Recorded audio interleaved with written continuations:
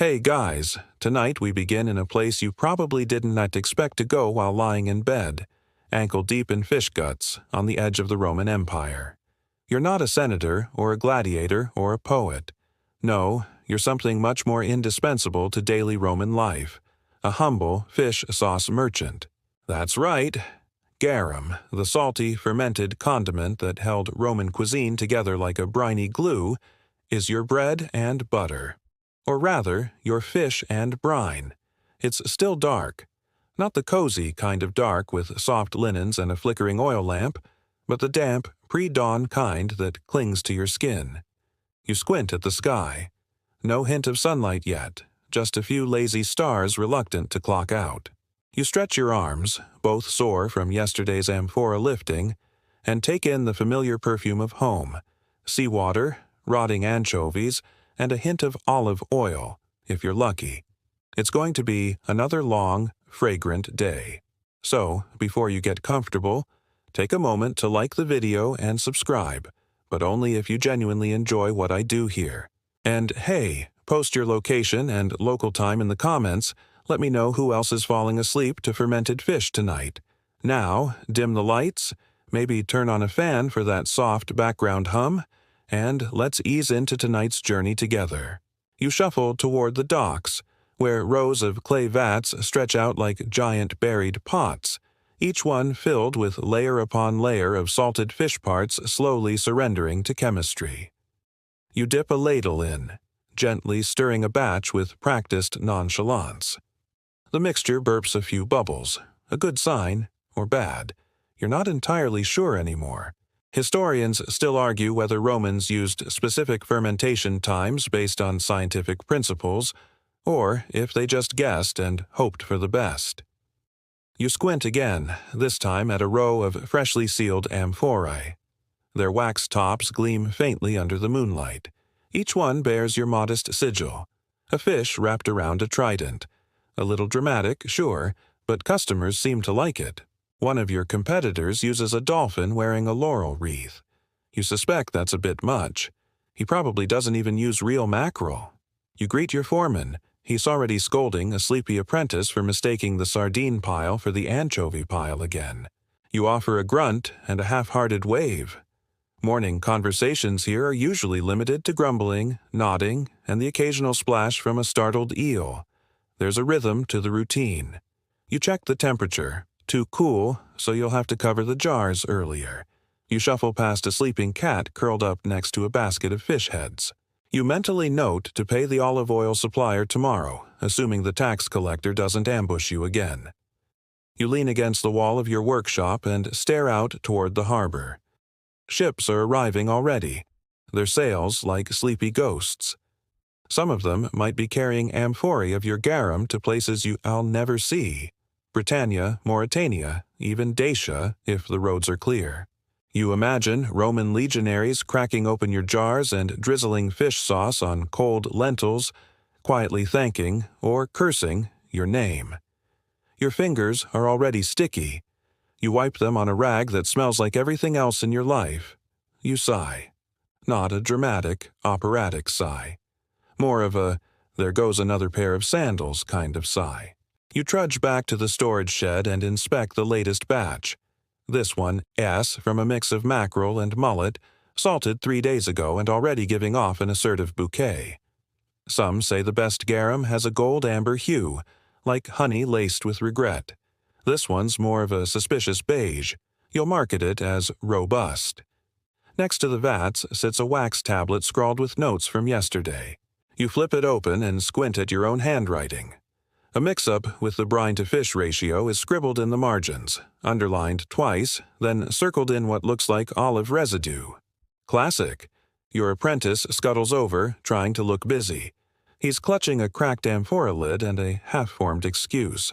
You wave him off with the universal Roman gesture for, "We'll pretend this didn't happen if you never speak again." And then, just as the horizon begins to glow with the first hints of light, you do your favorite thing. Absolutely nothing. You stand, very still, letting the morning wash over you. The gulls begin to cackle. The waves slap lazily against the stone docks, and the scent of fermenting fish thickens in the warming air. It's not a glamorous life. You won't be remembered in marble. You won't get a statue in the Forum. But somewhere in Gaul, a merchant will praise your garum while seasoning his escargot. Somewhere in Rome, a patrician will scowl and say it needs more salt. And somewhere across the empire, someone will taste your work and think, however briefly, that it is not so bad being a fish sauce merchant. You finally wander back into the workshop proper, where the air is thick with the kind of aroma that could peel paint, if Romans had paint the way we think of it. You step over a coiled rope and sidestep a small puddle of what may have once been tuna. A few clay shards crunch under your sandal. One of the jars must have cracked again. You mentally dock a few denarii from your budget, then wonder if it's worth pretending this was an act of divine intervention when the accountant asks. You set yourself up near the sorting table, which is more a slab of stained wood than anything dignified. You begin cleaning the morning's catch, small silvery fish with staring eyes and rubbery fins. You work quickly, gutting and layering the bodies with salt in the giant amphorae nearby. Always one layer fish, one layer salt, repeat. You do it on autopilot now, like breathing, like regretting life choices. A scrawny boy from the harbor bursts through the curtain, panting and holding a wax-sealed scroll in his hand. "Urgent," he croaks. You break the seal and scan the jagged handwriting. It's from Marcus, your top customer in Rome. He wants a double shipment next month. Apparently the emperor is hosting yet another festival. And what's a banquet without enough garum to drown a dormouse in? You glance at the boy. He's still panting like he ran from Sicily. You hand him a date and a warm fish bun as a reward. He thanks you with his mouth full, then bolts out the door like a cat avoiding bathwater. You stare at the scroll again. Double shipment. That's not just more fish. That's more clay jars, more salt, more bribes for the harbor master, more prayers to Mercury that your stock doesn't spoil mid-transport. Historians still argue whether long-distance garum shipping was tightly regulated by guilds or a chaotic free-for-all held together by curses and hope. You sigh again. That's 2 sighs before noon. It's going to be one of those days. You head down into the cellar, where the oldest barrels are stored. This is where your premium sauce ferments, the extra-aged kind with notes of despair and roasted seaweed. The smell hits you like a brick wall soaked in anchovy perfume. Your eyes water. You blink. Still watering. A rat scampers by, looks at you, and scampers right back into the shadows. Even he's not sure this smell is worth investigating. You make a quick mental inventory. 12 barrels still sealed, 2 leaking slightly, 1 conspicuously bloated. You poke it with a stick. It doesn't burst, which feels like a win. You select 1 barrel to tap for samples. The amber liquid dribbles into a small clay bowl. Thick, glossy, and, well, pungent. You swirl it, sniff it, sip a single drop off your finger. Strong umami, sharp salt, a whisper of regret. It's perfect. You slap a red wax stamp on the side. Optima. That's your mark for top shelf. Back upstairs, the apprentice is wrestling with a stubborn lid again. You watch him struggle for a moment. It's like watching a fish trying to climb stairs. Eventually, you step in, lift it with 1 practiced jerk, and hand him the lid without making eye contact. He mutters thanks, which is better than a complaint. You give him a new task, cataloging the shipment due for the western provinces. Mostly tavern-grade garum, less aged, less precise, slightly more likely to contain a fish tooth. Still, the people of Hispania love the stuff. You once got a letter praising your sauce as better than our wine, which may or may not be an insult, depending on their vineyard. As you begin loading amphorae onto the flat cart for afternoon delivery, a neighbor strolls by. Domitia, the baker. She waves a flour-dusted hand and offers you a crust of warm barley bread in exchange for a few drops of your sharpest blend. She says it makes the bread sing. You nod, drizzling a little into a small jar she's brought. She hands you the bread, still steaming, and you munch thoughtfully. It's simple, hearty, a nice break from anchovy. Demisha mentions a rumor. One of the senator's sons is hosting a symposium next week, and he has been sampling garum from across the empire to choose a favorite for his grand feast. You raise an eyebrow. These sorts of events are tricky. You want your sauce to be on the table, but if it's too popular, competitors start to sabotage your shipments. You once found a frog in a barrel. Dead, thankfully, though oddly positioned. Still, it's worth investigating. You'll send a sample, discreetly, labeled only with your sigil. If it gets selected, your sauce might be tasted by actual senators, maybe even an emperor's cousin. If it gets mocked, well, at least you'll still have Demisha's bread. By now, the sun is up, throwing wobbly light across the dusty alleyways. A donkey brays somewhere in the distance. You finish the bread, wipe your hands on your tunic, and begin checking your ledgers. They're a mess. One entry reads, 4 jars, missing, probably stolen. Curse whoever did it. You underline that. The apprentice drops the lid again. It rolls into the gutter with a loud clatter. A nearby dog barks. You ignore both. Tomorrow you'll have to visit the salt merchant. Then the potter. Then maybe the harbor master's niece who controls which ships get loaded first. You make a mental list, already forgetting the last 2 items as you write down the first one. You hear a splash and a curse. Apparently, someone has stepped into the brine pit again. You don't bother checking. It's probably the apprentice. You check the fermenting barrels one more time before heading inside to rest. Your arms ache, your back protests, and your tunic now smells like a seagull's bad decisions. But you made it through another morning. Tomorrow there will be more fish, more salt, more bribes, more praise, more complaints. But tonight, maybe you'll fall asleep before the stench of your own livelihood sneaks into your dreams. You wake up to shouting. Again. The kind of shouting that tells you someone's either won the lottery, set something on fire, or, most likely, dropped another amphora on the cobblestones. You groan and swing your feet out from your low wooden cot. The floor is cool, gritty with a fine dusting of salt. You stretch, crack your neck, and inhale deeply, then immediately regret doing so. The smell of fish sauce permeates everything. It lives in your sheets, your hair, your soul. You dress quickly, tugging on your work tunic stained with streaks of brown from last week's loading fiasco. There's no point in washing it. Not really. Not when you'll just be elbow-deep in mackerel guts again by mid-morning. Outside, the apprentice stands frozen over the shattered remains of a large amphora. A brown puddle spreads slowly across the ground, filling the street with the pungent scent of spoiled garum. A few neighbors poke their heads out of their windows. One gags. Another swears softly in Latin and shuts the shutter. You close your eyes and count to 5. "Did it leap out of your hands?" you ask him gently. He stammers something about a slippery grip, maybe the gods being angry. You sigh. 3rd time this month. You tell him to sweep it up and warn him that he'll be skimming fish guts for extra hours today. He nods miserably. Justice. Roman style. Back in the workshop, you notice the sunlight hitting the far wall just right. It gleams off the surface of a sealed amphora labeled with a red stripe, the mark for imperial quality batches. You smile, faintly. That jar's destined for Rome, possibly for some senator's dinner table or a general's feast. You picture a toga-clad aristocrat dipping a crust of bread into your garum, nodding solemnly as if he's tasting wine. That's the dream, isn't it?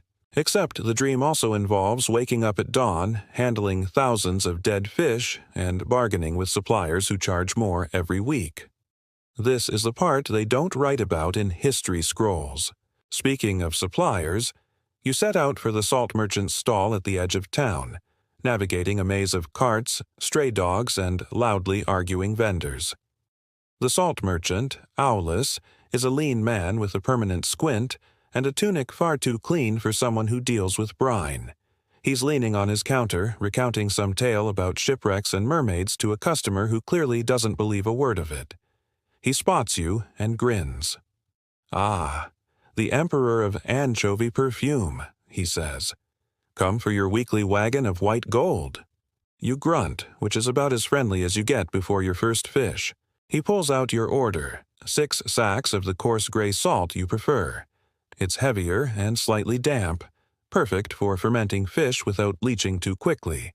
You negotiate, as you always do, shaving a few sesterces off the price with some creative guilt-tripping and one mention of that time you saved his niece from marrying a lamp oil vendor. He throws in a small jar of luxury salt, crystalline and snow-white, harvested from inland marshes. For your next imperial batch, he says with a wink, you'll save it for your highest-paying clients, or maybe sprinkle it on bread to feel rich for 5 minutes. As you load the sacks onto your handcart, Owlis leans in and whispers, "You heard about the Red Garum Guild." You nod warily. The Red Guild's been making waves, or at least unpleasant smells, along the coast. Rumors say they've been cutting their sauce with seawater, adding honey, even passing off fish mash as premium blend. Some merchants swear by their methods, others swear at them. Historians still argue whether these guilds helped preserve food safety standards or simply created monopolies dressed in togas. You steer your cart through the alleyways, careful to avoid ruts. One jolt, and you'll have salt exploding everywhere, which is not something your aching back or frayed wallet could survive today. Back at your shop, the apprentice has successfully cleaned up the amphora disaster. He's also constructed a makeshift barrier of crates to prevent further slips. It looks ridiculous. You approve. Time to visit the potter. Your usual potter is a woman named Tulia, who works out of a cluttered yard full of half-finished amphorae, cracked lids, and one extremely loud goose. She sees you coming and raises an eyebrow. Let me guess, you want 50 jars and needed them yesterday. You offer a sheepish shrug. Yesterday would have been good. She sighs, wiping clay from her arms. You fish people always come in a panic. Why don't you garum folk ever plan ahead? Because fish don't plan ahead, you reply. They just die. She snorts, but agrees to make what she can, fast-tracking the largest amphorae with reinforced rims. You inspect a few samples. Tall, wide-mouthed, easy to seal with wax and linen. She's even carved your merchant sigil near the base. A simple fish with a swirling tail. It's not high art, but it's yours. You arrange payment in coin and promise her a small barrel of mid-tier garum in return. Her husband loves the stuff on boiled eggs. Honestly, you don't get it, but to each their own. You return to your shop with the sun dipping lower, casting everything in amber. You load a few sample jars into a small crate. One for the senator's son's banquet, one for a tavern in Ostia, one for a mysterious merchant who pays in Egyptian spices. You seal each jar with care, pressing wax into place, etching tiny notes into the sides. At the end of the day, you sit on a crate outside your shop. The smell is still terrible. The street's quiet now, except for the occasional bleating goat and the gentle clink of amphorae as they settle in their racks. You nibble on a leftover fig, sweet and slightly wrinkled. The sky darkens to purple. You feel the ache in your shoulders, in your knees, in your ambition. You wonder if any of this will matter in 1,000 years. Will anyone remember the fish sauce merchant who kept his barrels dry, his salt honest, and his apprentice barely competent? Probably not. But tonight, as you listen to the slow bubbling of fermenting garum in the cellar, you like to think they might. Morning again. Not bright. Nothing in this neighborhood is ever truly bright, but early and loud and absolutely brimming with the aroma of, well, you know. You shuffle into your sandals and step into the courtyard just as a flock of chickens scatter from the alley, clucking indignantly like you've insulted their ancestors. The city breathes around you. Rome, Capua, maybe even Pompeii. One of those Roman ports where the buildings lean close, the roads glisten with yesterday's market runoff, and everything smells slightly of vinegar, fish, and ambition. Today's plan? Stir the fermentation vats. Yes, it's as glamorous as it sounds. You descend into the back cellar where the air is thick, humid, heavy, and clinging to your lungs like a damp tunic. The vats are wide ceramic tubs, half buried in the cool ground. Each one holds layers of chopped fish, coarse salt, herbs sometimes, and thyme. Lots and lots of thyme. You grab the stirring paddle, a worn wooden plank stained darker than your conscience, and get to work. The motion is slow, rhythmic, almost hypnotic. The mixture resists at first, then surrenders, sloshing gently as you turn it. Small bubbles rise to the surface. A scent wafts up and your brain, bless it, retreats into itself for survival. Historians still argue whether Roman garum was truly delicious or whether ancient palates were simply numbed by years of living next to sewage canals and communal baths. You've tasted your own garum, of course. It's bold, salty, umami-rich, the poets would say, if Roman poets wrote about fish sauce, which thankfully they didn't. As you stir, your thoughts drift. You recall that time your apprentice forgot to seal a batch and rats got in. You had to dump the whole thing and spend 2 days cleaning. He still twitches when he hears squeaking. Trauma builds character, you told him. Once the vats are turned and covered again with linen and clay lids, you emerge, blinking, into daylight. Your stomach growls, but not for fish. Never fish. You grab a flatbread and a wedge of goat cheese from the corner table. Simple, satisfying, utterly devoid of anchovy. The rest of the day is delivery day. You load a mule cart with amphorae, padding each with straw to prevent breakage. Each jar is carefully labeled, high tier, mid-tier, and for the plebs. You're not snobby, just realistic. Some taverns can't tell a premium blend from the liquid that leaks out of the garbage pile. So why waste the good stuff?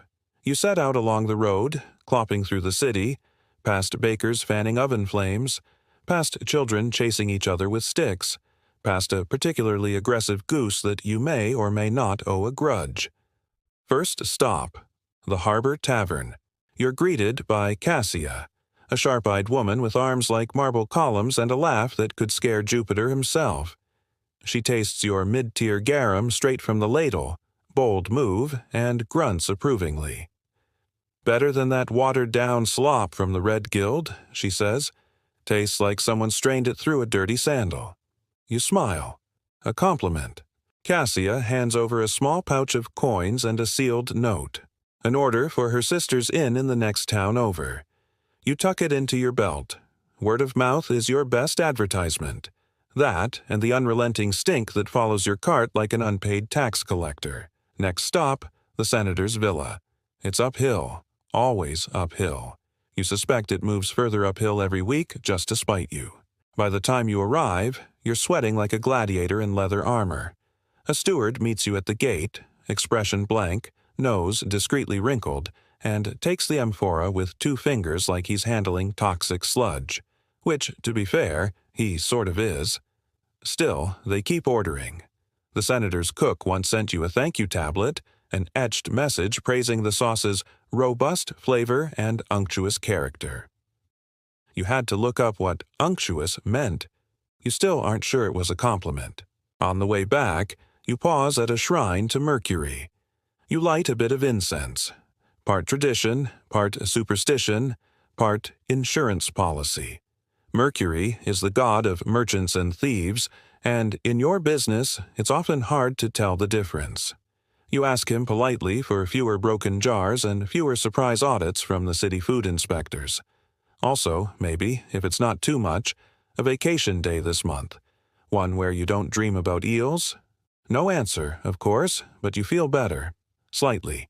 As you push your cart back into the neighborhood, a group of kids runs past, laughing. One of them stops, pinches his nose, and yells, "Hey, fish guts! Got any snacks?" You throw him a date from your pouch. He beams, then runs off. Public relations achieved. Back in the shop, you unload the empty jars stacked by the door. You'll need to soak and scrub them before reuse, a task you delegate immediately. The apprentice groans. You pretend not to hear. Evening falls, slow and smoky. You wipe your hands on your tunic, sit by the door, and look out at the sleepy street. A few late vendors roll up their stalls. A cat stalks a pigeon across the roofline.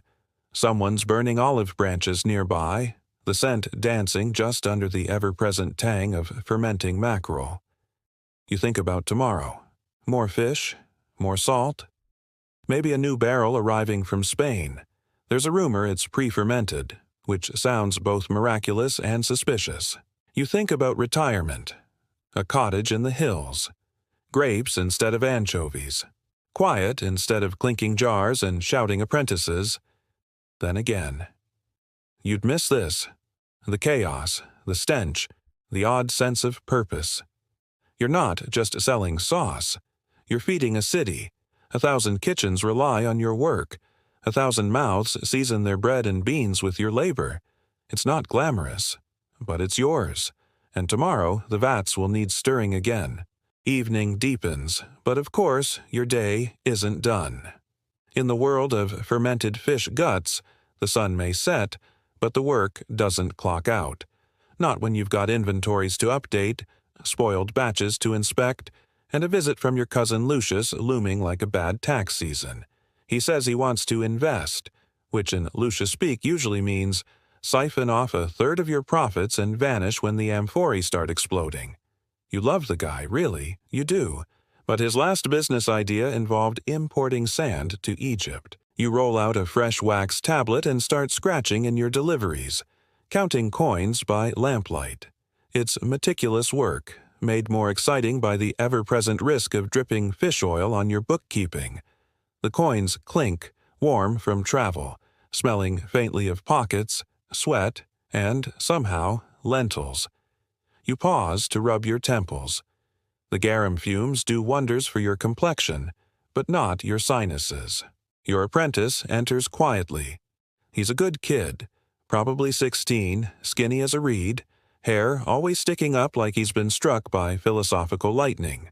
You're training him to eventually take over, assuming he doesn't run off to become a playwright or join the Navy first. He's holding a cracked amphora in both hands. "Sir," he says, "this one's gone sour." You take a whiff. Yup. That's not garum. That's chemical warfare. You grimace and motion for him to bury it outside, deep in the alley pit, where the neighbors won't complain too loudly. Though, to be fair, most of your neighbors have long since given up complaining. Their letters to the magistrate now come pre-signed with "again" at the top. Historians still argue whether Romans considered garum making an art, a science, or just a necessary evil to get dinner tasting like something. Ancient cookbooks survive, Apicius, for example, where nearly every recipe demands a splash of garum, like a magician adding eye of newt. But you know it's not magic. It's logistics. The fish arrive by cart from the docks before sunrise. Sardines, anchovies, mackerel, even tuna scraps if you're lucky. They're salted immediately, layered into vats, left in the sun to rot into umami perfection. Then there's the skimming, the filtering, the endless amphora sealing, and the labeling that makes or breaks your reputation. You're not a chef. You're a conductor of decay. Sometimes you wonder how it all began. There's an old tale, half myth, half drunken tavern story, that the first batch of garum was discovered when a merchant forgot a barrel of salted fish in a shed and came back months later to find it had liquefied. Instead of throwing it out like a sensible human, he decided to taste it. And the rest, as they say, is indigestion history. You chuckle to yourself. Maybe that first merchant was as sleep-deprived as you are now.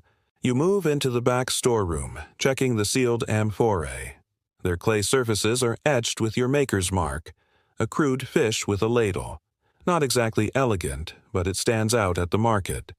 There's another one bearing Lucius's mark, a much fancier affair involving a dolphin and a trident. He says it's more elevated. You say it looks like a gladiator romance novel. You tap one of the jars. Full. Good seal, no cracks. You take a wax seal and press it firmly into place, the amber wax still warm from the oil lamp. There's something oddly satisfying about this part of the job. The quiet precision, The ritual. You imagine centuries from now, someone digging up one of your jars and wondering what lunatic thought this gunk was a delicacy. You hope they open it, just for the smell.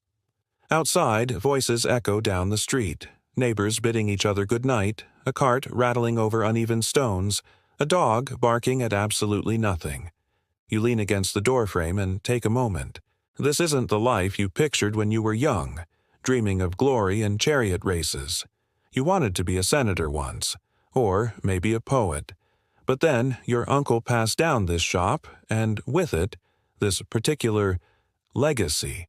A legacy of salted guts and fermented dreams. Still, it's honest work. You don't cheat your customers. You don't water down your sauce like that sketchy guy from across the market, Publius something or other, with his imported Mediterranean blends and mysteriously uniform taste. You suspect he's using vinegar and fish oil, or worse, olives. You shudder. Real garum needs the sea.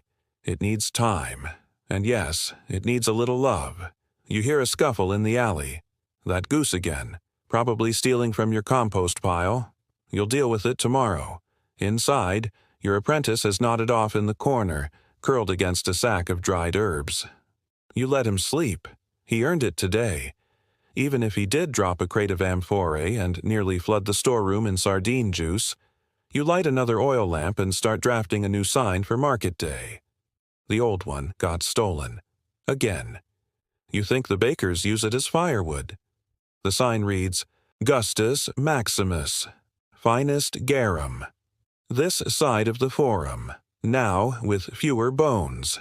Marketing genius you are. You place it aside, tuck your wax tablets into their pouch, and stretch your back until it pops like a crumbling aqueduct. Tomorrow will come fast. And with it, another round of fishy errands, fussy clients, and probably one more mishap involving your apprentice and a barrel of brine. But for now, the shop is still. Warm.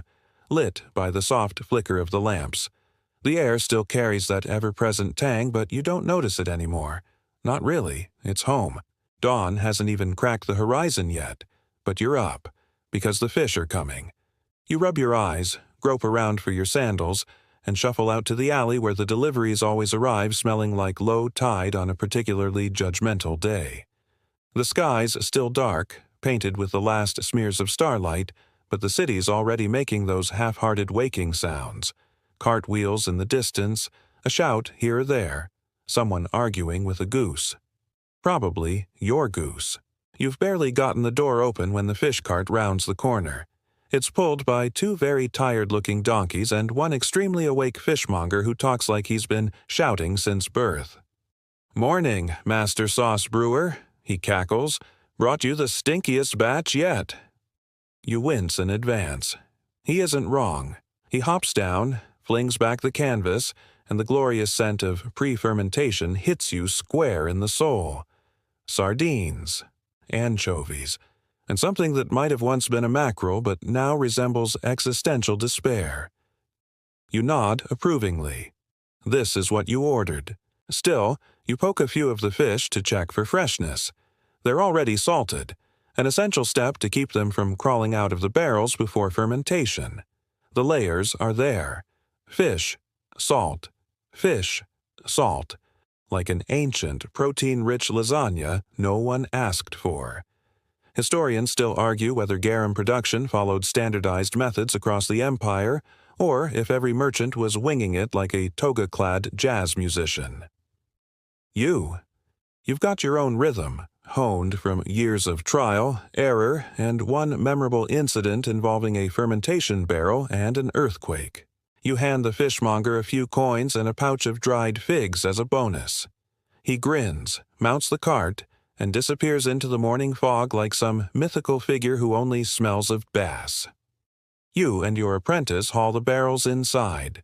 He makes a face, understandable since the smell has evolved from fishy to "what did I just step in?"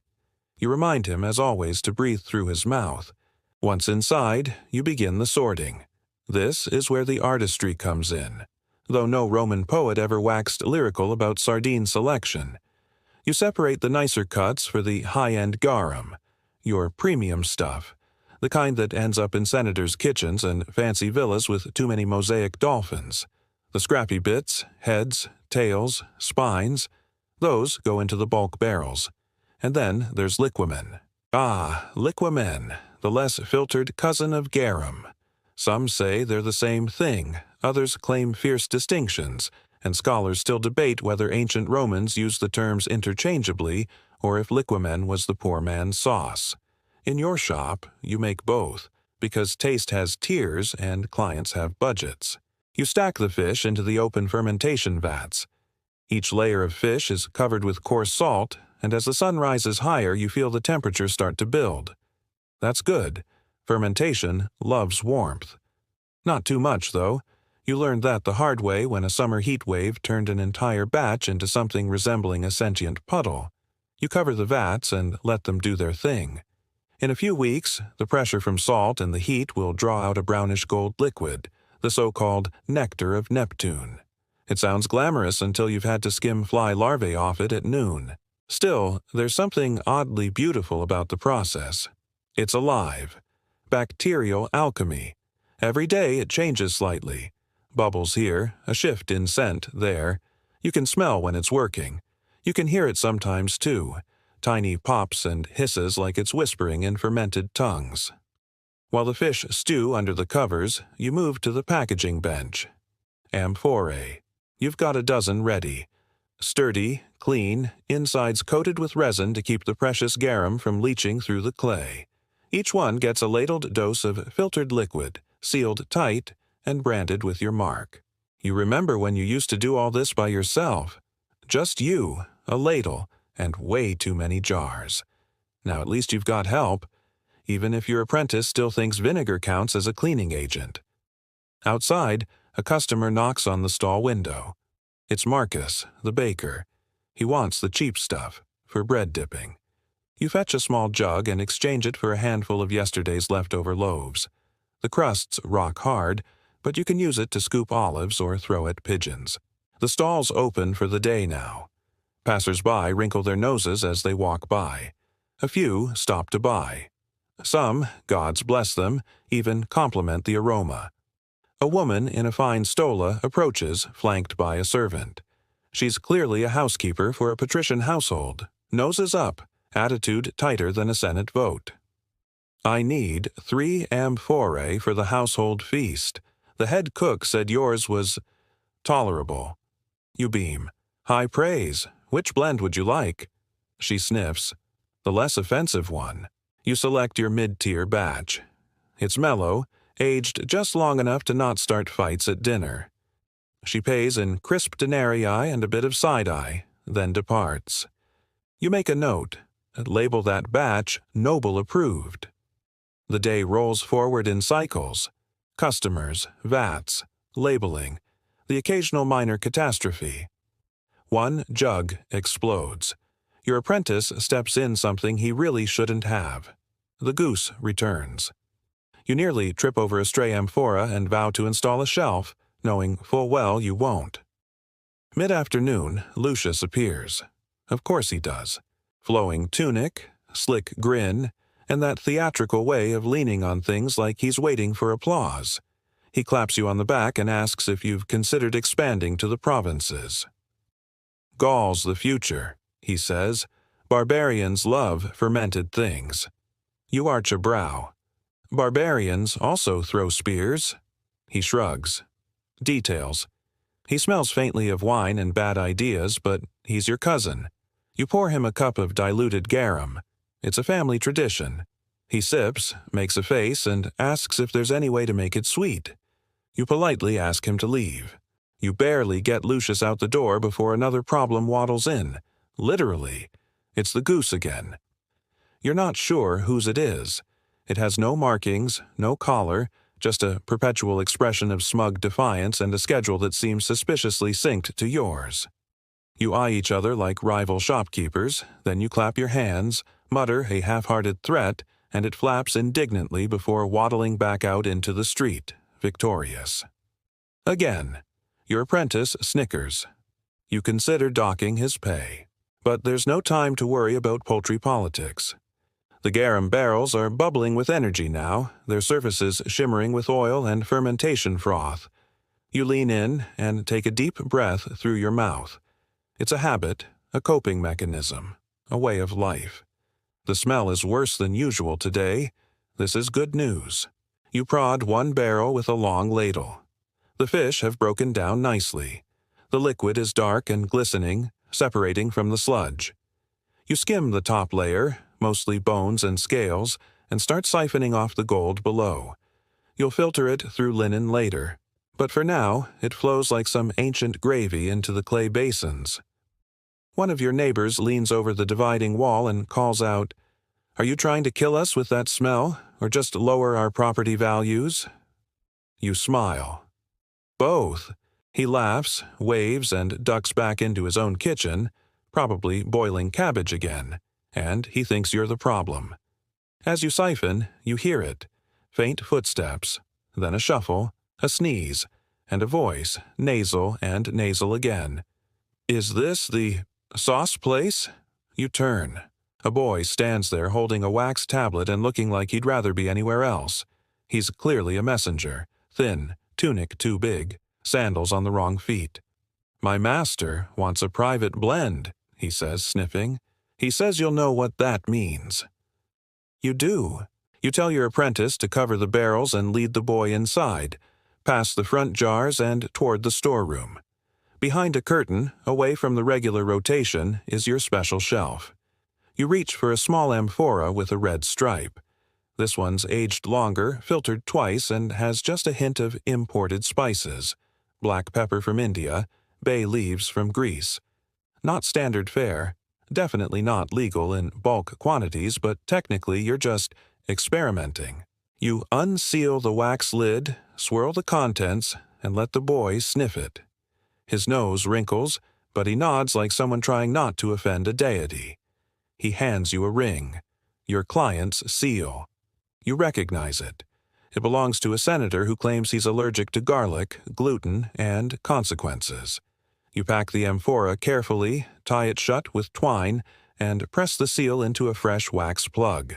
The boy runs off before you can ask for payment. You sigh. It'll come eventually.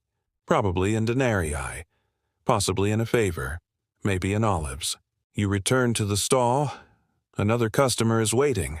This time it's a cook you know. A friendly, round-faced man named Philo who buys garum in terrifying quantities. "Big feast coming up," he says cheerfully, wiping sweat from his brow. 3 weddings in 1 week, or maybe 2 weddings and 1 divorce.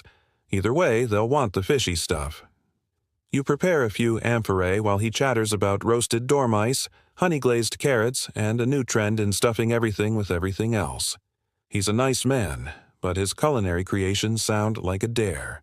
"Have you tried aging your garum longer?" he asks, sniffing a sample. "A friend in Pompeii says his best batch took 6 months. You raise a brow. Was that before or after the volcano? Philo chuckles, loads his cart, and promises to send leftovers.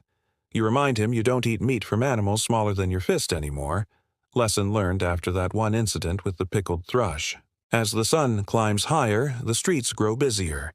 More sandals scuffle past, more customers peek into your shop.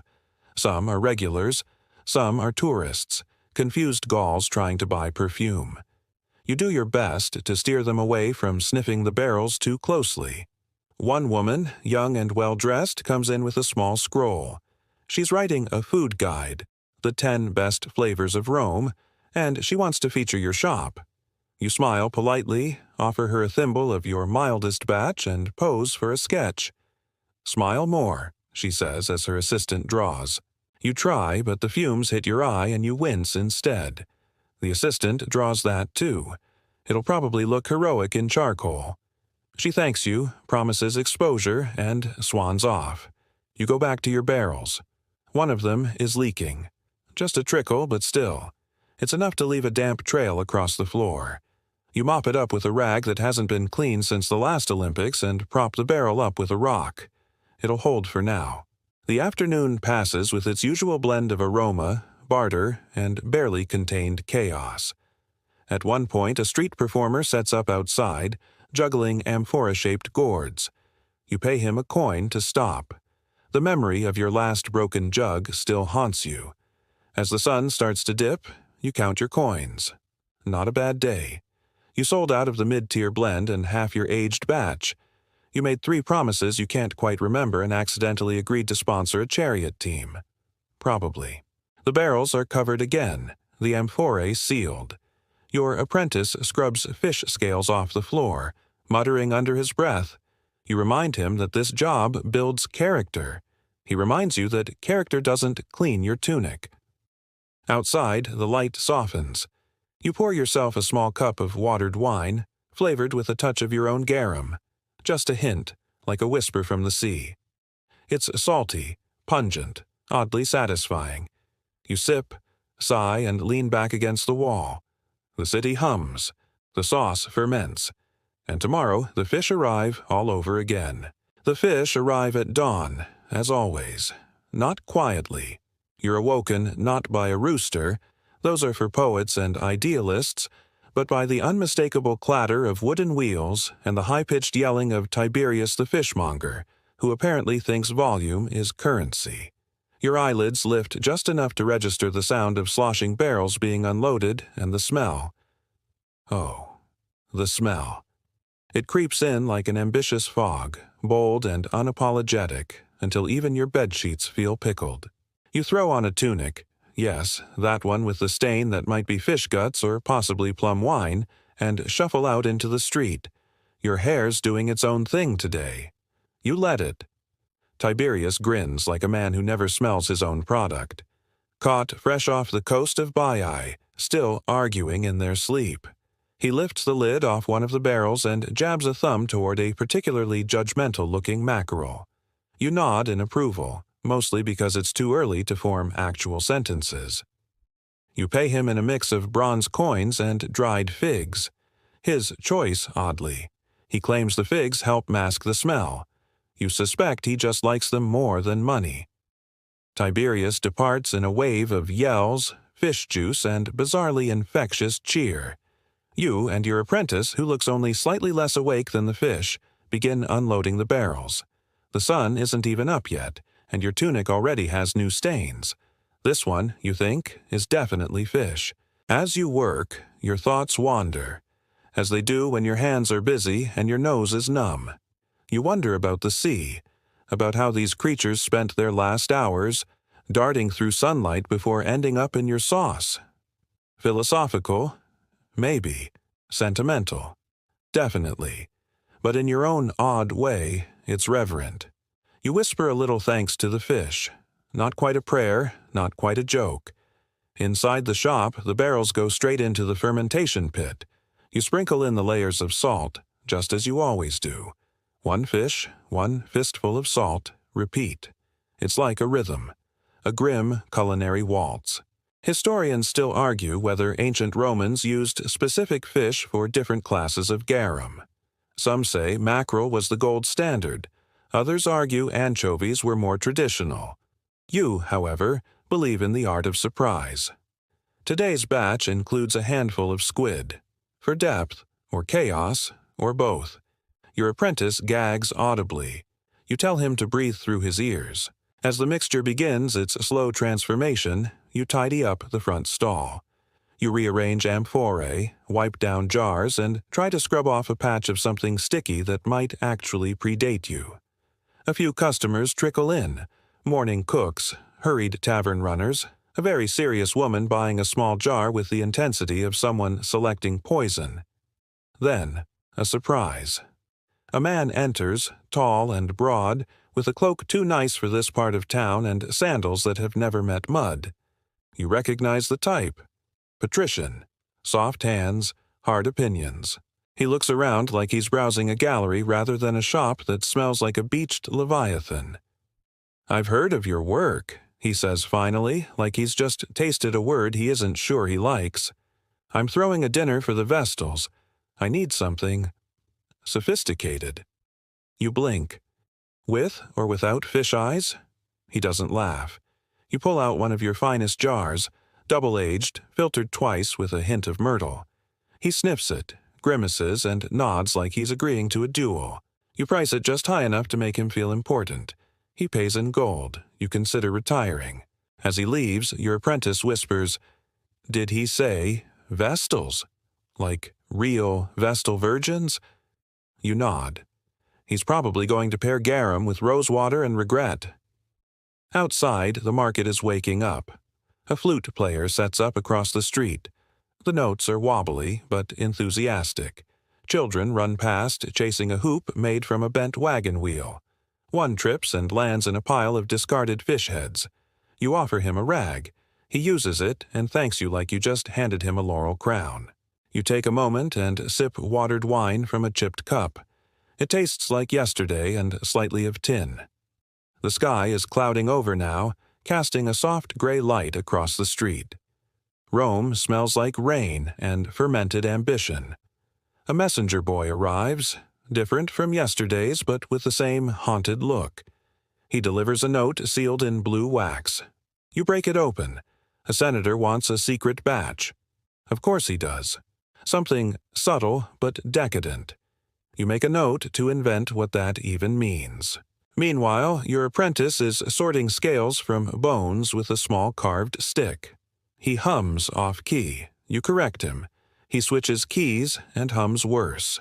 In the back, the fermenting pits gurgle like sleeping beasts. You check the salt levels, adjusting for humidity and guesswork. You add a pinch of ground herbs, secret ones you won't even name to yourself, and stir until the liquid thickens ever so slightly. This batch will take weeks, maybe months. Maybe it'll never be perfect.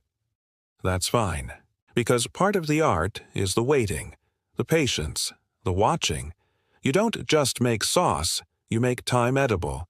You glance toward the street. The goose is back, perched atop a barrel, honking like a tiny, feathered Caesar. You stare. It stares back. And, for one strange moment, you feel seen. You're starting to think the goose might be a god in disguise.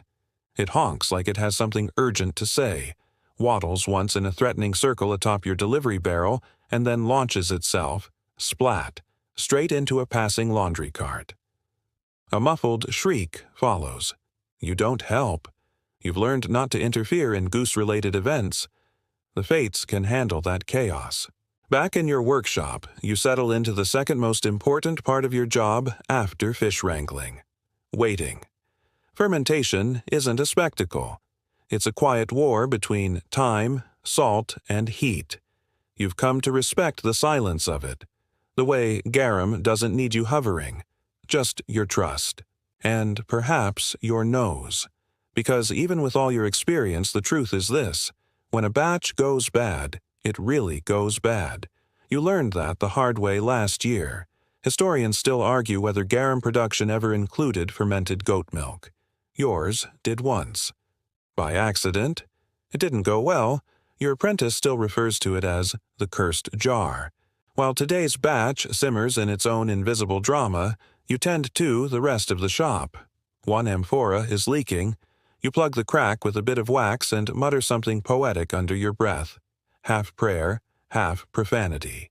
You sweep fish scales into a pile that might be large enough to vote in local elections. A neighbor stops by. Old Gaius, the candle maker. He smells like beeswax and regret, and always comes around when the air shifts. He leans on the counter. "Heard you've got a senator ordering your sauce." You nod. He wants something subtle but decadent. Gaius snorts. "That's like asking a donkey to waltz." He takes a sniff of the air and winces. "Smells like wealth." You offer him a small dish to taste. He dips a bit of flatbread into the jar, closes his eyes like he's entering a temple, and chews slowly. "Better than my third wife's cooking," he says. "She boiled lettuce." You let the compliment land. After he leaves, you begin working on the special order for the senator. This one requires a blend you rarely attempt. Mullet roe, finely mashed with sea salt and crushed dates, then slowly cooked into a dense reduction before mixing into the base garum. You're not entirely sure whether it's brilliant or mildly illegal, but it smells like something an emperor might hoard. You bottle it in a deep red amphora. the kind you only use when you're trying to impress or intimidate. You press a wax seal on the lid, a little fish symbol, like always, and place it carefully in the cool corner of the shop. You feel like you've just painted a masterpiece, and no one will ever know. Outside, rain begins to fall. Soft at first, like the sky whispering secrets, then steadier, louder, drumming on the clay rooftops and the awning of your stall. The whole street changes with rain. Sounds sharpen, colors dull, smells bloom. Oh, the smells! Wet fish, wet people, wet goose. You pull your cloak tighter and watch as the usual market-goers scurry into doorways. Only the determined and the desperate continue their errands. One woman, soaked to the ankles, stomps up to your counter and slaps down a coin. "Small jar, strongest you've got. My in-laws are visiting." You hand her a jar without a word. She doesn't want a conversation. She wants a weapon. Historians still argue whether garum was used purely as food or occasionally as punishment. You have personal data supporting both. Later, as the rain slows and the market returns to its usual hum, a group of children gathers near your stall. You recognize them. They're the ones who once tried to ferment their own garum using frogs. You respect the hustle. Less so the smell. Today, they're singing a song, one you vaguely remember from your childhood, back when you thought garum was magic instead of livelihood. It's a silly song about Neptune brewing soup in a cauldron full of eels and lightning. You hum along before realizing your apprentice is staring. "You sang," he says. "No, I didn't." "You did," he insists, "and you were off-key." You threaten to demote him to bone sorting forever. He shrugs. "Better than slug fetching." That, you admit, is true. In the late afternoon, you step into the back room where the oldest jars are kept, the quiet ones, sealed tight and marked with symbols only you understand. These are the legacy jars. Each one tells a story. Some are aged so long they've become relics. Others, experiments. Some successful, others cursed. You unseal one of your favorites. A dark, amber-colored sauce that took 2 years to complete. You taste it on your fingertip. It's sweet, sour, rich, like licking history. You sit there for a moment, cross-legged on the floor, listening to the quiet bubbling in the pits, the occasional creak of wood, the rustle of rainwater dripping from the eaves. It's peaceful in a strange way. This quiet chaos of fish sauce and trade and small lives intertwined. Your hands are stained. Your clothes never quite lose their smell. You haven't known silence since the first batch. But somehow, it's a life. A weird, smelly, oddly dignified life. You lean back, close your eyes, and for a fleeting second, you almost nap. Almost, until something crashes in the front room. You jump up, knocking over a jar that thankfully does not break, and dash to the front. The goose is back, and it's brought a friend. You stare. The goose honks. The new goose honks. Together they waddle in like tax collectors with feathers. They are standing atop your price list. You sigh. You fetch the broom. They hiss. The day continues. The broom standoff ends in a draw. One goose leaves, the other remains, perching on a crate like it owns shares in your business. You decide to let it stay. It seems to be inspecting the merchandise. Maybe it's a health inspector in disguise. You turn your attention to the afternoon trade. The sun peeks out from behind gray clouds, and, like magic, the customers return in waves. Merchants with jangling coin purses, cooks waving shopping lists like weapons, and one senator's steward with a nose curled in practiced disdain. The steward, wearing sandals too clean for a street like yours, barely glances at your stall. "I'm here for the amphora, the one for the senator." You hand it over with exaggerated care. Tell him to stir gently. Let it breathe before using. The steward looks at you as if you just suggested bathing in vinegar. He tucks the amphora under his arm like it's a sleeping kitten and leaves without a word. You shake your head. They'll ruin it, you're sure. Add honey, or worse, wine. Historians still argue whether Romans diluted garum or used it pure. You have opinions. They involve strong words and stronger vinegar. You make a note to set aside another jar, just in case the senator's cook returns in tears. The rest of the day is a blur of clinking coins and fish scales. One customer brings her own amphora, which is leaking and wrapped in an old tunic. She explains, at great length, that her husband insists on using only moon-aged garum, which, near as you can tell, means absolutely nothing.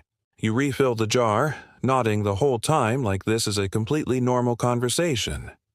Then comes the beggar. He's a regular, silent, wiry, probably older than the city walls. He doesn't ask, just holds out a cracked wooden bowl. You always fill it. A ladle of garum, heavy on the dregs.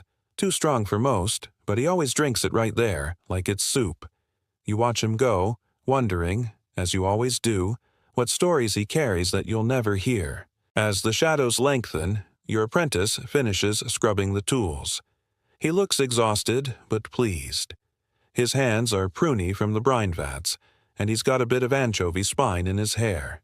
You say nothing, he'll learn. He asks if you'll ever expand the shop.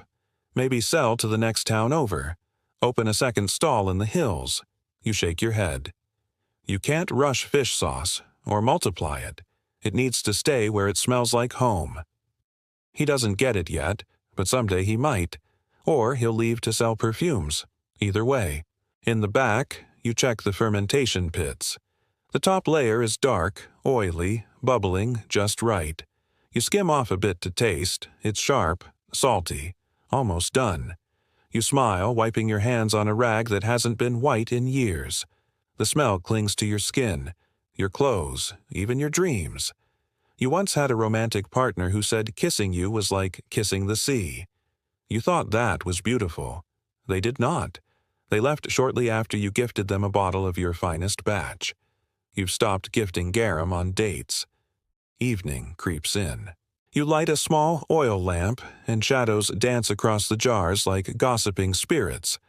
The market outside grows quieter, voices fading into the hum of cicadas and the distant splash of bathhouse fountains. You pour yourself a tiny cup of watered-down wine, too sour, too warm, and sit on the stool by the doorway, watching as twilight swallows the street. You think about the fish. Where do they all come from, really? From the depths, yes, but also from the rhythms of unseen tides, from old boats with names scratched into their wood, from the hands of sailors who probably smell worse than you.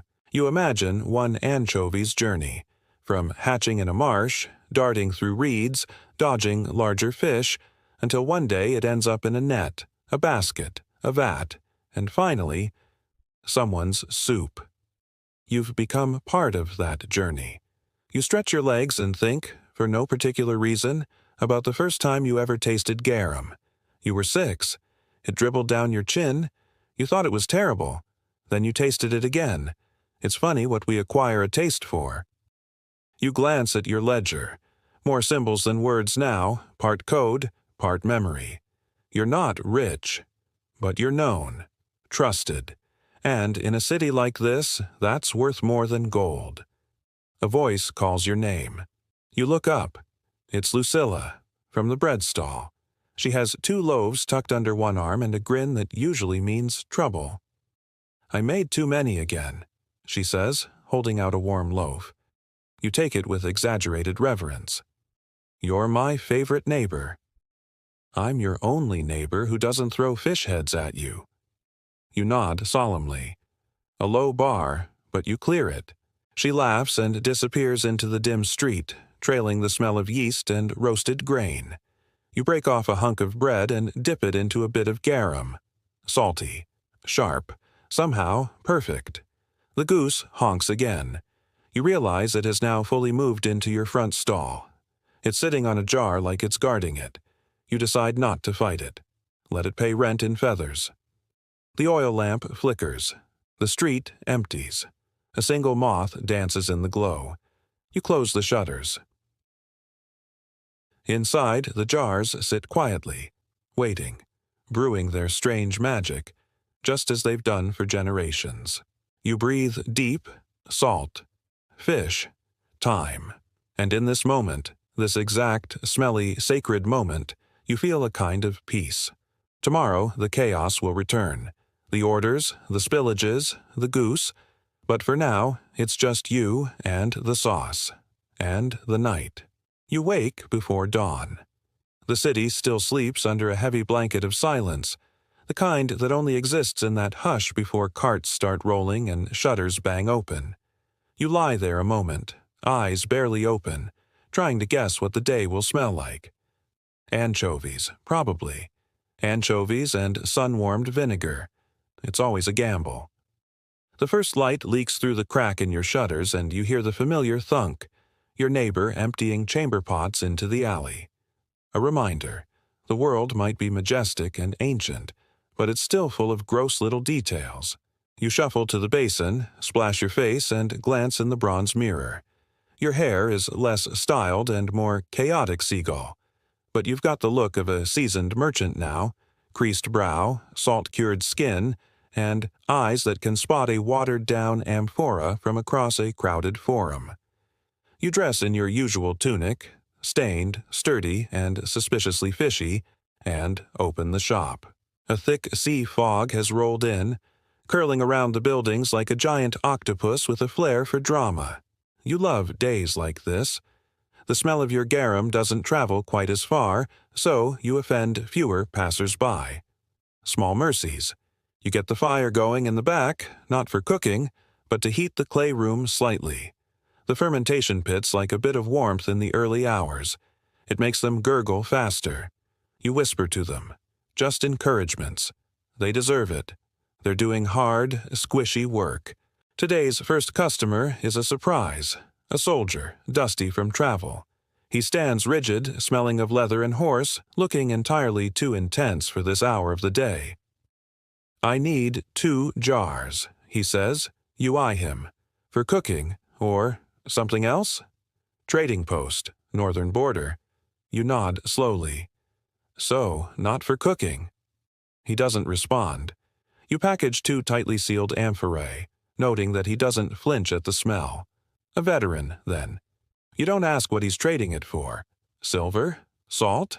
Maybe it's part of some bribe to smooth relations with a tribal chief who loves his pickled eel extra funky. Historians still argue whether garum was used in diplomacy. You suspect it was. Anything this pungent must have been powerful enough to change minds, or at least clear a room fast enough to win an argument. Once he's gone, you rest your elbows on the counter and look out at the street. The fog hasn't lifted. The goose is gone, for now. But its memory lingers, like a feathered phantom. You run inventory in your head.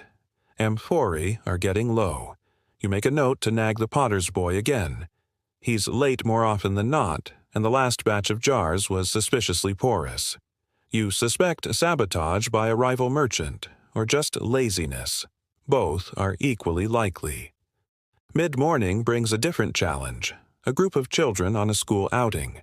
Their teacher, a sharp-eyed woman with a scroll tucked under her arm, ushers them toward your stall. "And this," she says with theatrical flair, "is where one of the city's finest garum makers works?" You freeze.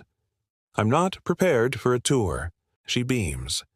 They're very excited to smell things. And smell they do. The first whiff hits them like a wall. One faints, dramatically but still upright.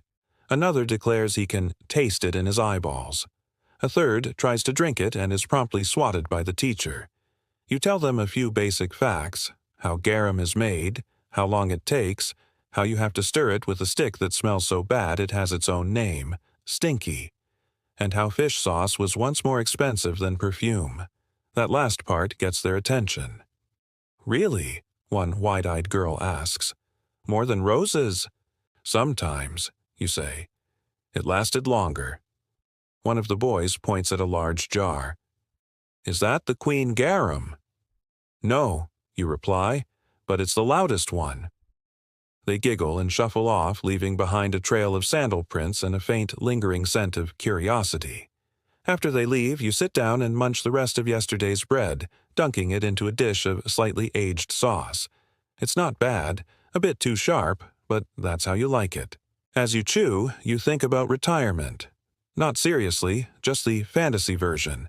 Maybe you'll move to a little village where the air smells like olives and everyone eats bland food. You'd last a week. You picture yourself at some countryside feast, bland lentils, unsalted goat cheese. You'd sneak garum under the table like contraband. You'd become the fishy outlaw. The anchovy whisperer, they'd call you, feared by spice merchants, wanted in 3 provinces. You snort at the thought and return to reality. The noon sun starts to burn off the fog. The jars gleam in the light, a reminder that no matter how silly the job can feel, you're part of a centuries-old tradition.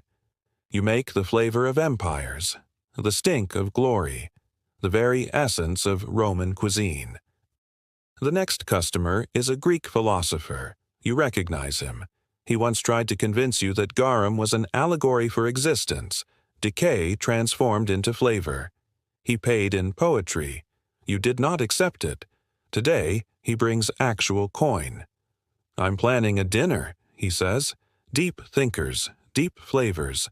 You give him a jar and tell him not to reduce it. "Let it shout," you say. Philosophers like shouting. He nods gravely, as if you've unlocked the secrets of the cosmos. You wave him off with a small smile, then turn to your ledger again. Sales are decent. Not a record day, but enough to cover salt, olives, and a few repairs.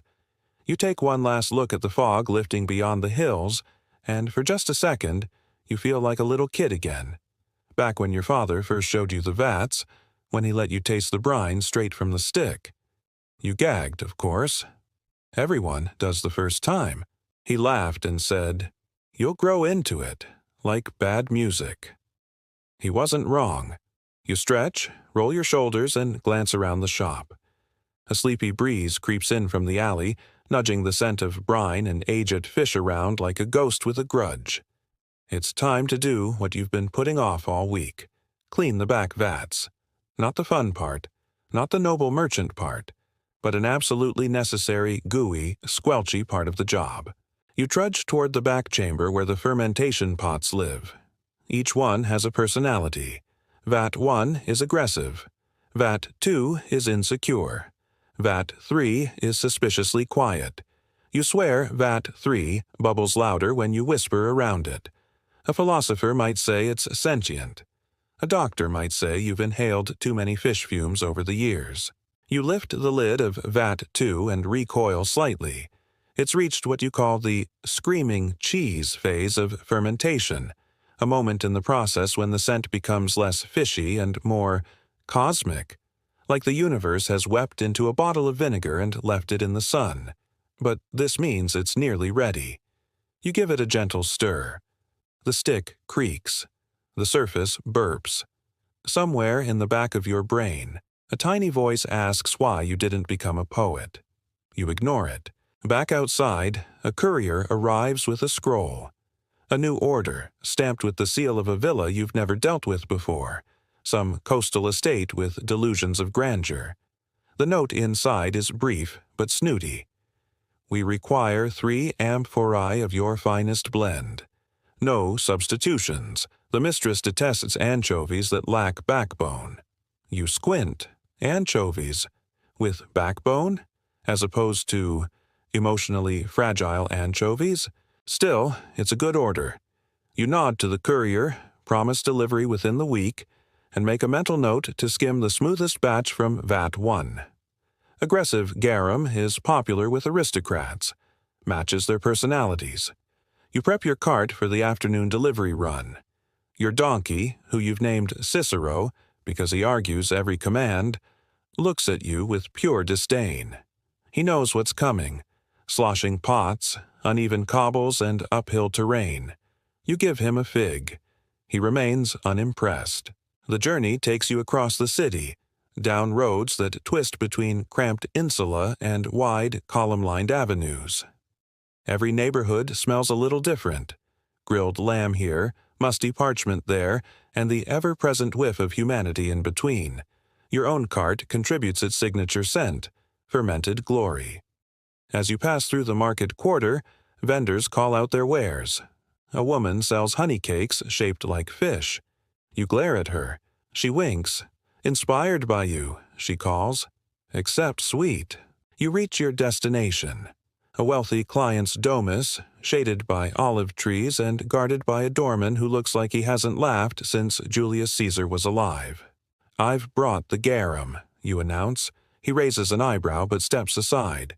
Inside, a steward leads you to the kitchen, where a cook awaits. Tall, severe, and wielding a ladle like a weapon. "Let's taste it," she says. You pop the seal on an amphora and watch her eyes water slightly as the aroma hits her. "Good," she croaks. "This will silence the senator's brother." You raise an eyebrow. He claims fish sauce is for peasants. You grin. He'll cry when he tastes this. Historians still argue whether Roman elites genuinely loved garum or simply tolerated it for social cachet. The cook's smirk suggests both.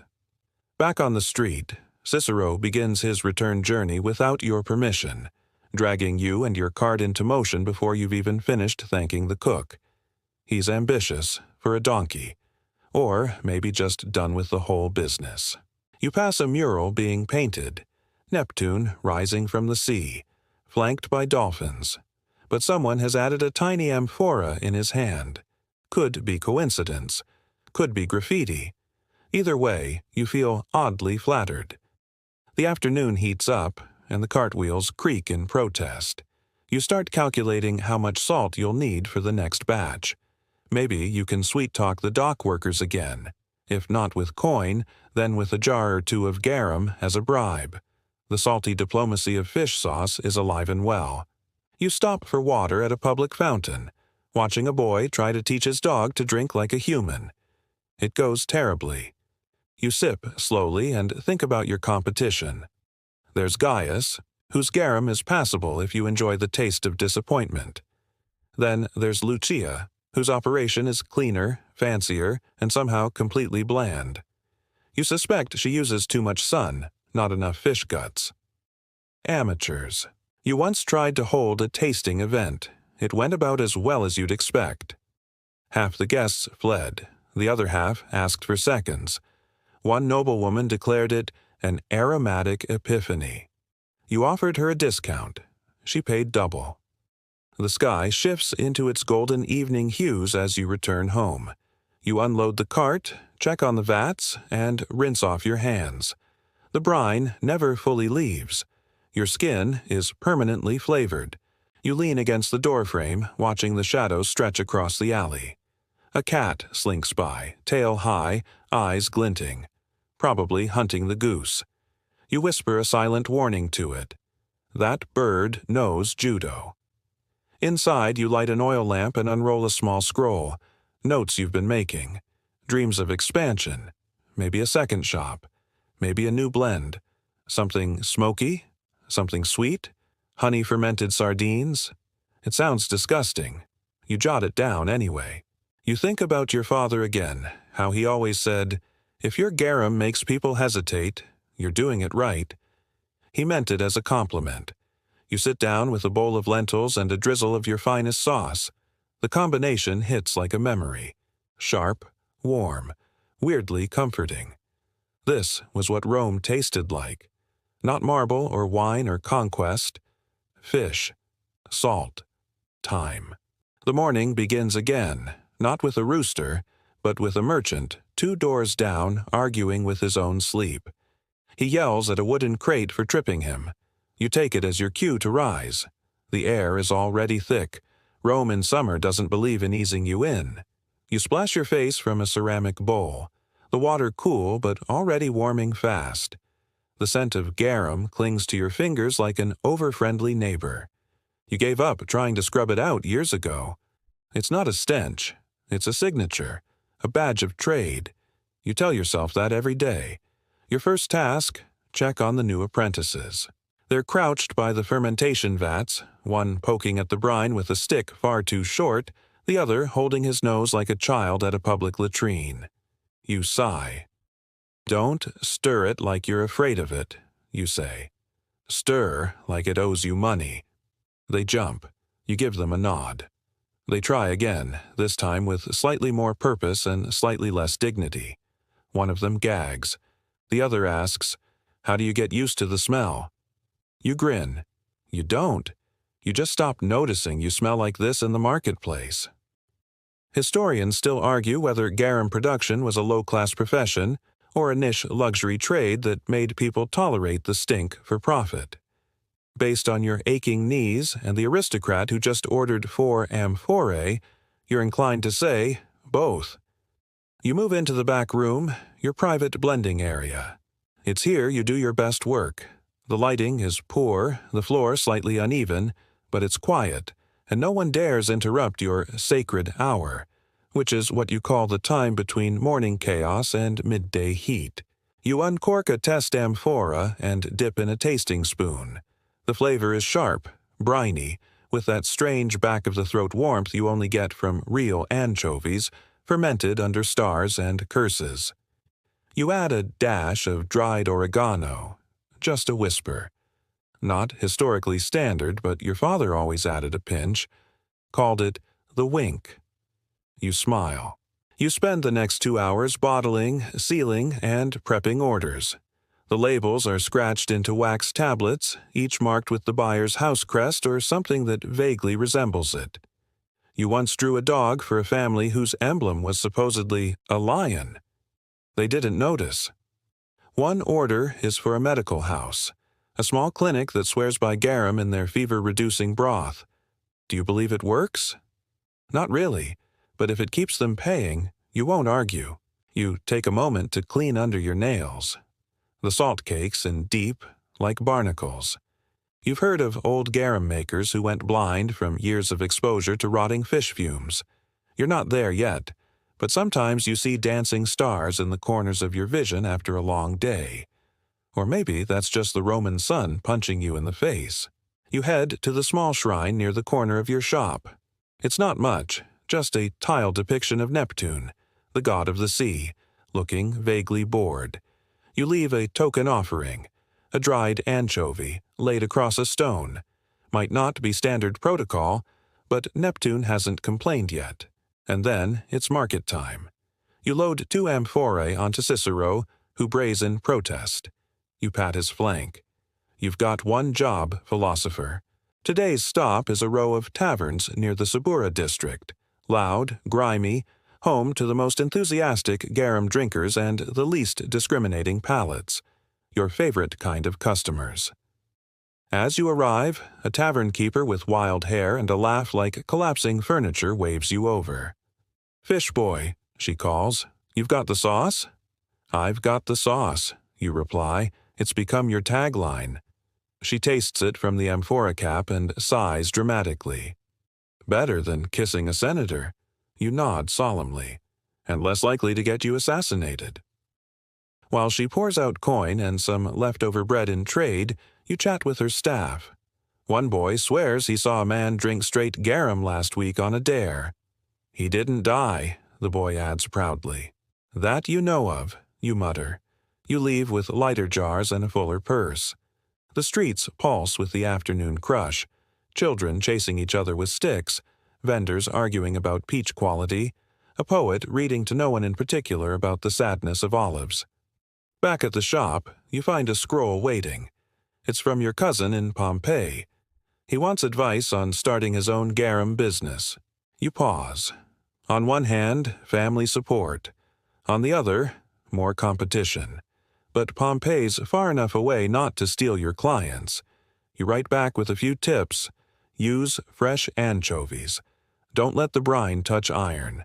And never, never try to mask a bad batch with lavender. You tried that once. The cat still won't forgive you. Evening draws in. You light a lamp and inspect your stock. The amphorae line the shelves like sleeping soldiers, clay guardians of umami flavor. You sit for a moment. Just breathe. The shop hums with quiet. Somewhere a customer burps in satisfaction. You take it as a good omen. Rome has hundreds of garum merchants. some larger, some richer, some who advertise with mosaics and marble storefronts, but none who stir their vats with the same mix of skepticism and affection that you do. You're not just selling sauce, you're bottling time, taste, and something else, something odd and ancient that lingers at the edge of your senses, just beneath the vinegar and salt. People think history is swords and emperors, but it's this too. It's you, elbow deep in fish guts trying to make something delicious. Even as dusk thickens and the lamp flickers on your workbench, your day refuses to end politely. A courier bangs on the outer door, urgently, like someone's dying of bland food. You pull it open and find a wiry boy in a sweat-drenched tunic holding a folded wax tablet like it might explode. "Urgent order," he says, "from a senator's kitchen, tonight." Of course, because nothing screams emergency like needing fermented fish juice before sundown. You take the tablet and squint at the messy inscription. Senator Cassius wants 3 amphorae of your darkest blend, wants it delivered within the hour, also wants it filtered twice. You sigh. That blend is strong enough to pickle someone's eyebrows. Filtering it twice means extra work, but senators pay well, and you've got a new patch of roof tiles to finance. You set to it. Filtering garum isn't glamorous. It involves pouring the murky gold liquid through fine cloth until it's a bit less alarming. You do it once, then again, squeezing the cloth like it owes you money. The liquid runs clearer, though it still smells like Poseidon's socks. That's how you know it's good. Meanwhile, you shout for one of the apprentices. "Caius, find the senator's amphorae, the ones with the lion emblem and the reinforced bottoms." He scurries off, tripping over a stool. While waiting, you scribble a quick mark on the order tablet, a curled line you invented, signifying "handled with extreme reluctance." A secret, personal system. Customers see it as flair. You see it as therapy. Soon, the amphorae are sealed, stamped, and loaded onto a 2-wheeled cart. Not Cicero this time. He's sulking from earlier. You let a hired runner take the load. "Don't drop them," you say. He salutes like a legionary and dashes off, the jars clinking dangerously. You watch him disappear into the Roman twilight and take a deep breath. The shop finally begins to slow. With the day's last order out, you clean. Carefully. Not out of love, but because the last time you left fish bits overnight, a cat broke in and threw what can only be described as a bacchanal on your shelves. You still find scales in the strangest places. The apprentices sweep. One hums an off-key tune. You let them. The rhythm of daily life, even when it smells like death in a jar, has its own sleepy beauty. You remember a time when you thought you'd be a poet. That lasted 3 weeks. Turns out metaphors don't pay for olives. Garum did. It still does. Historians still argue whether fish sauce was primarily a foodstuff, or if it held quasi-medicinal and even mystical roles in Roman life.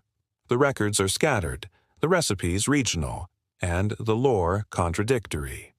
Some claim it cured ulcers. Others whispered that certain blends brought luck in childbirth. A few just like to chug it and hope for divine revelation. You don't believe in miracles, but you've seen grumpy centurions smile after one taste of your spiced version, so who knows? You sit on your favorite crate, worn smooth, butt-shaped from years of end-of-day exhaustion. You chew on a fig, still warm from the sun. Someone passes by outside, singing about lost love and sour bread. You smile. Rome never sleeps.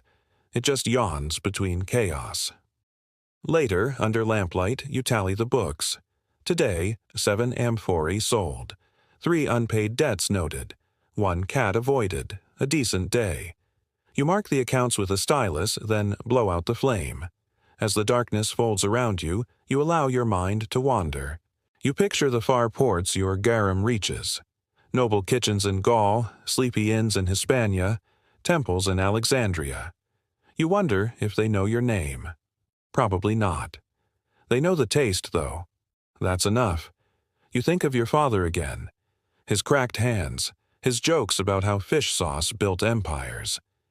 You never believed him. But tonight, you're not so sure. It's not the sauce that builds them. It's the people who carry it, stir it, taste it. People like you, and like your father, like your apprentices, like some future merchant, 100 years from now, cursing the same fish stink and whispering thanks to Neptune. You look around at your shop, at the jars, the tools, the half-salted buckets. You nod to yourself. Then you rise, stretch, crack your back in 3 places that should never crack, and you blow out the final lamp. Outside, Rome glows faintly, distant fires twinkling like sleepy eyes. You step into the cool night, arms dusted with salt, heart just a little too full. Somewhere in the dark, someone is about to taste your work. They'll never know your name, but they'll know the flavor. Your sandals scuff gently on the flagstones as you make your way home, weaving past bread vendors packing up stale loaves, night watchmen lighting oil lanterns, and one highly suspicious ferret with a stolen fig clutched in its little claws. You let it pass.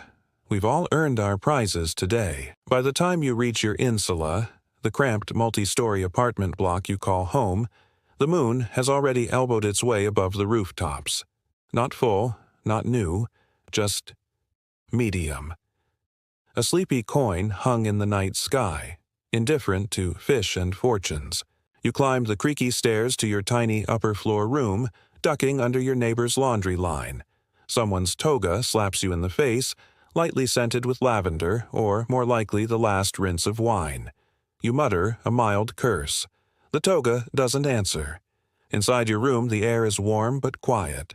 You light a stub of candle, revealing a familiar collection of your humble luxuries. 1 dented copper mirror, 2 cushions stuffed with questionable straw, and a clay pot of olives you've been rationing for a week. Ah, the good life. You peel off your tunic, salt-crusted and garum-smudged, then collapse onto the bedding. The straw pokes, but your bones are too tired to care.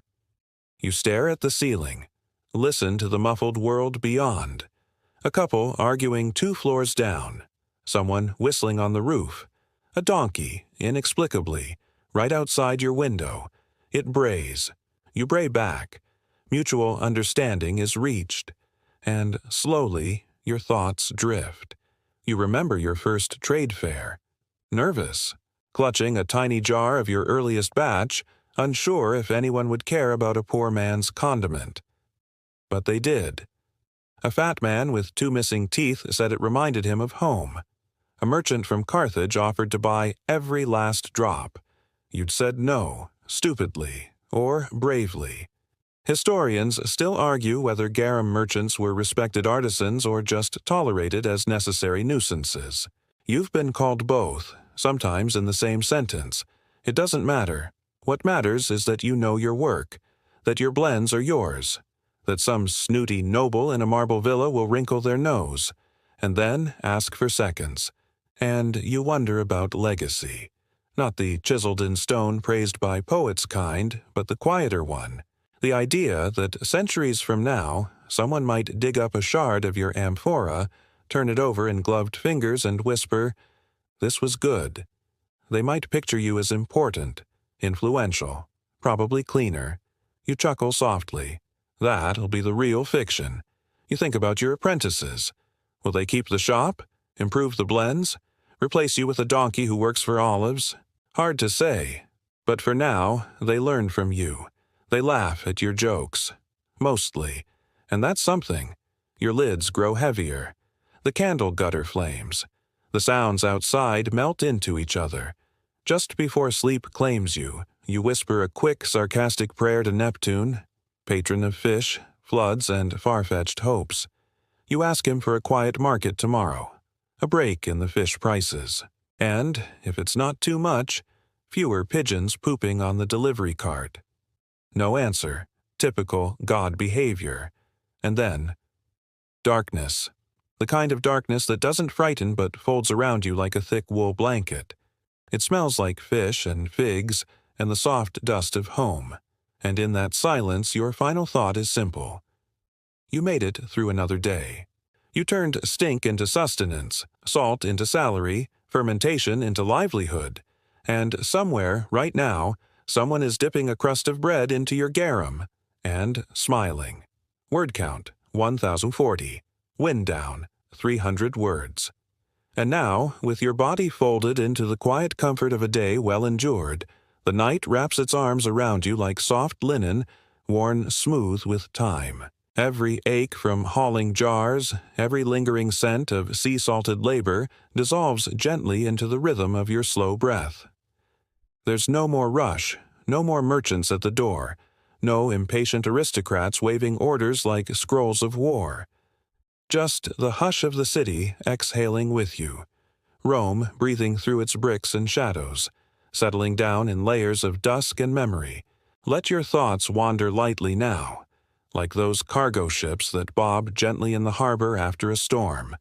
No sails, no shouting, just a slow, steady drift on dark waters. Maybe tomorrow will bring better fish, or maybe it will bring rain. But that's for tomorrow's merchant to worry about. Tonight you are weightless. A whisper in the warm dark, a dream shared between clay jars and worn sandals. Let yourself go. No lists, no deliveries, no braying donkeys with opinions. Just you, drifting beneath the same moon that watched empires rise, jars shatter, and apprentices bungle the measurements again. The same moon that doesn't care if you're famous or forgotten, it only shines. And so tonight you rest. You did enough. You are enough. And somewhere, far away, your fish sauce still lingers on a tongue or a memory, or the bottom of a very fancy plate. Sleep now, and may your dreams smell sweeter than your day job. End of script. Sweet dreams.